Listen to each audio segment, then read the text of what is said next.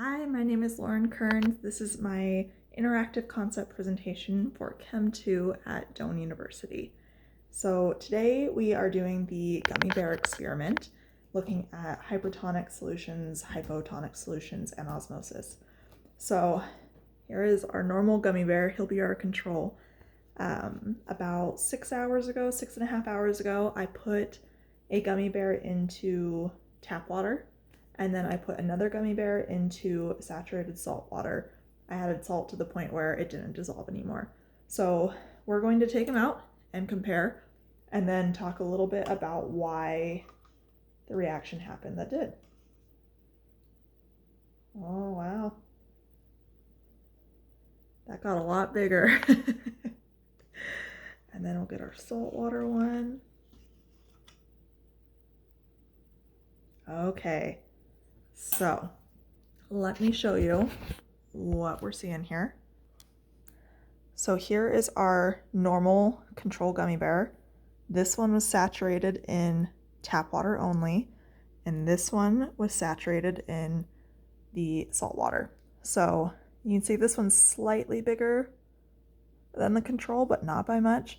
Also, the texture is very different on these now. Much more soft and jiggly as compared to that. This one, not so much. So, what happened there? Well, we can explain it through, like I said, osmosis, as well as understanding what a hypertonic solution is. So a hypertonic solution is where there is a higher concentration of the solute as compared to what it's put into. So hypotonic is the opposite. So what happened here, gummy bears are made out of 3 main ingredients, and it's not much. It's basically just sugar, starch, and gelatin. There's actually no water in gummy bears. And another unique feature about gummy bears is that they don't dissolve in water, which is why we had them enlarge instead of just dissolve. So because we put the gummy bear into a solution of water, the water is the hypertonic solution at that point. So as per osmosis, which is moving things from a higher concentration to a lower concentration to kind of equal it out, the water started filling into the gummy bear. Gummy bears, also important to note, they do have a semi-permeable membrane. So all that means is they allow transfer in and out. But as stated before, they don't dissolve, so they hold their shape. They just expand like we saw here. So that's what happened there. As for the saltwater gummy bear, you can see here that they are pretty similar in size. The reason for that, my guess was that the saltwater gummy bear would have gotten smaller, but it stayed pretty much the same, maybe enlarged a little bit.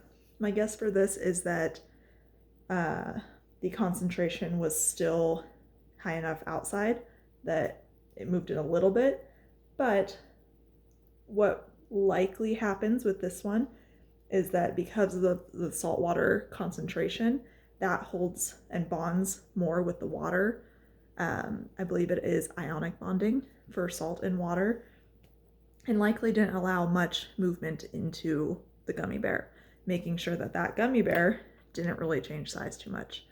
My guess is that if I had added a little bit more salt, perhaps it would not have changed size or even gotten smaller. I'm not too sure, just because, like I said, gummy bears generally don't have any water on them. It does depend on what you're using. I'm using Haribo. I don't see water on here. So that does make sense why osmosis would still want to move it into the gummy bear, but not be able to because of the salt and the bonding happening there. It's probably too strong of a bond for it to have the reaction that happened in our oversized water gummy bear. I mean, this thing is That's pretty big. It doesn't want to hold up, so I can't show you directly. Oh, there we go. There you can see some of the size difference, but it's pretty slippery. I think if you'd bite into it, you'd find a nice water bubble in the middle. So that's kind of the basics behind why this happens. Like I said, it's not too complicated. It's more just about understanding osmosis, as well as a little bit of bonding, and also how a hypertonic solution will react with a hypotonic solution. So I hope you enjoyed, and I will be back next week with another presentation.